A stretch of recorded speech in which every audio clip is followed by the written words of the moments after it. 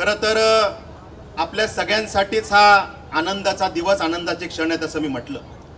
कारण 2016ला या पनवेल महापालिकेची स्थापना झाली आणि सगळ्यांनाच असं वाटत होतं की आता महापालिकेच्या माध्यमातून विकास होईल आणि ती विकासाची परिभाषा नक्की काय असेल असं प्रश्नचिन्ह समोर असताना ज्या पद्धतीने एखादा खेळाडू एखाद्या मॅचमध्ये मैदानात उतरतो आणि त्याच्याकडनं खूप साऱ्या अपेक्षा असतात की आता ओपनिंगला उतरलेली ही जोडी आहे, चांगल्या पद्धतीनं बॅटिंग करून एक चांगला स्कोर त्या ठिकाणी सेट करेल ही अपेक्षा आहे. पण त्या ठिकाणी दुर्दैवानं महापालिकेच्या स्थापनेनंतर तसं घडताना दिसलं नाही.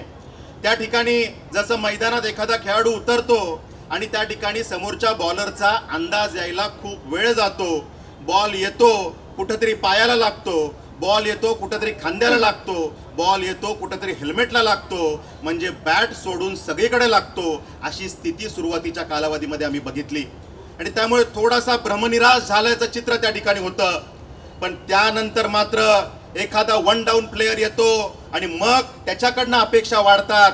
त्या पद्धतीनं 2018ला गणेश देशमुख नावाचा एक व्यक्ती या ठिकाणी आला आणि त्यांनी मग जेव्हा हेल्मेट पॅड घालून मैदानात एंट्री केली आणि एक संयमी बॅटिंग काय असते त्या ठिकाणी मैदानात येऊन चौकार षटकारांची आतिषबाजी करत करत या पनवेल महापालिकेला एक मुहूर्त रूप देण्याचं काम केलं. आणि त्यामुळे सगळ्या क्षेत्रामध्ये या पनवेल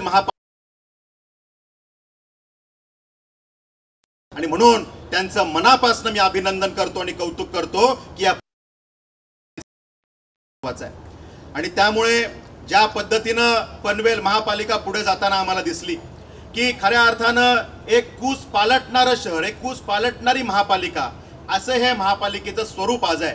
म्हणजे एकीकडे मुंबईची वाढती लोकसंख्या, तिचं होणारं सॅच्युरेशन आणि मग त्या निमित्तानं पनवेल सारख्या, रायगड जिल्ह्यासारख्या अनेक भागामध्ये त्या ठिकाणी लोकसंख्येचा वाढणारा ओघ आणि त्यामुळे पनवेल महापालिका क्षेत्रामध्ये आता खूप मोठ्या प्रमाणावर वाढ होताना दिसते. ही लोकसंख्येची वाढ तर होणार आहे, त्याला तुम्ही आणि मी रोखू शकत नाही. पण फक्त शहर वाढतंय अशी याची व्याख्या कधी होऊ नये. तर हे शहर वाढत नाहीये, तर ह्याची प्लॅन्ड डेव्हलपमेंट होते.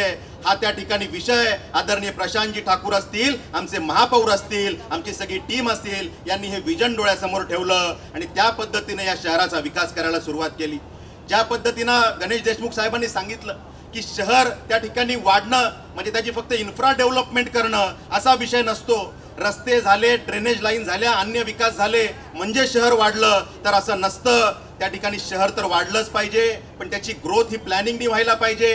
पण त्या शहराचा त्याचबरोबरीनं जिवंतपणा टिकून राहायला पाहिजे. त्या शहराचा जो आत्मा आहे, कला, क्रीडा, सामाजिक, सांस्कृतिक क्षेत्रामध्ये पॅरलली जर का या शहराची ग्रोथ झाली तर या ठिकाणी या शहराला कुठेतरी जिवंतपणा राहतो. मला वाटतं की गणेश देशमुख साहेबांनंतर जे काही मंगेश चितळे जे या ठिकाणी आले, आयुक्त म्हणून त्यांनी कार्यभार स्वीकारला, त्यांनी सुद्धा त्याच पद्धतीनं शहराचा विकास आणि शहराचा जिवंतपणा टिकवून ठेवण्याचं काम सुरू ठेवलेलं आहे. मी त्यांचंही मनापासून अभिनंदन करतो.